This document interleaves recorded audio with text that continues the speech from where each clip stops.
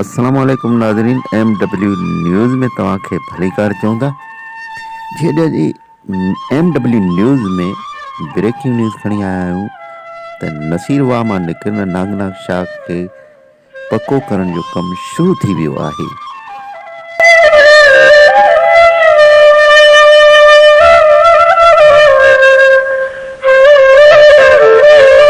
नाज़रीन ही ॾिसो नागनाथ शाख जो कमु हलंदड़ आहे ऐं कमु तेज़ी सां हली रहियो आहे। आबादकार अक्सर पुछंदा त नागनाथ शाख जो कमु केतिरो थियो आहे। उन्हनि खे ॾेखारणु चाहियूं था त तव्हां पाण ॾिसो त नागनाथ शाख जो केतिरो कमु थियो आहे। MW न्यूज़ तव्हांखे इन बाबति आगाही ॾिए थी।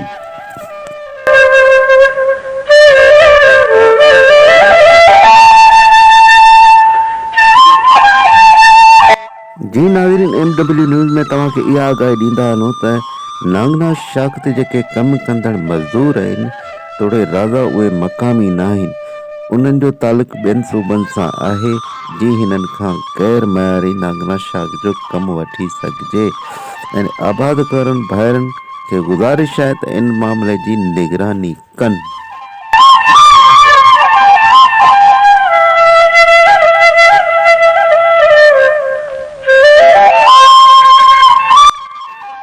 जी नाज़रीन, नागनाथ शाख नसीरवा टंडोलहर मां त निकिरे थी, लेकिन बजाय मक़ामी मज़दूरनि जे पंजाब मां मज़दूर आणण जो सबबु छा आहे, इहो सुवाल कई मुंझारा पेश करे थो।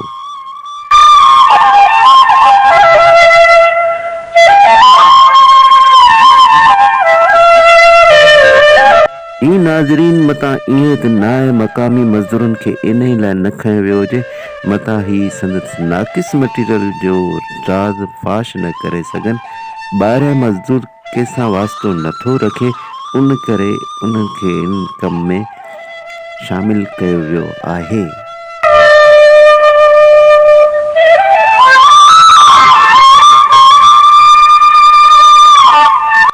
जी नाज़रीन, बासर ज़मींदार आबादगार ऐं तमामु सोशल वर्कर हिन मामले जी जांच कनि त आया मक़ामी मज़दूरनि खे इन्हनि छो न रखियो आहे ऐं ॿाहिरियां मज़दूरनि खां कहिड़ो कमु वठी रहिया आहिनि।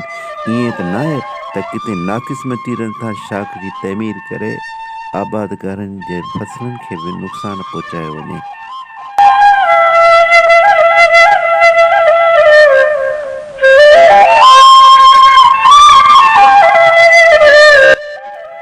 जी नाज़रीन, हिन मसइले खे कॉन्फ्रेंस तंज़ीमुनि खे बि खणणु घुरिजे, छो त मक़ामी हिन शाख ते मज़दूरी जो हक़ मक़ामी मज़दूर जो आहे। ठेकेदार ॿाहिरां मज़दूर किथां आंदा आहिनि, आख़िर हू करणु छा थो चाहे, उन बाबति जांच थियणु घुरिजे।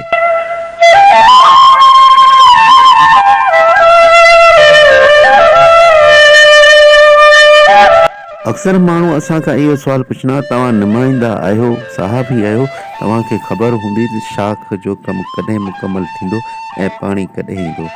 जॾहिं त असांजो न को ॿनी न को ॿारो, असां हुन हवाले सां अहिड़ी का बि रिपोर्ट न वरिती आहे, पर असां इहा रिपोर्ट तव्हांखे ज़रूरु ॾींदासीं। मक़ामी मज़दूरनि बजाए गैर मज़दूरनि खां कमु वरितो पिए वञे त इन में दाल में ज़रूरु कारो आहे। उन लाइ आबादकारनि खे उथी एहतिजाज करणु घुरिजे ऐं इन मामले जी जांच कराइणु घुरिजे।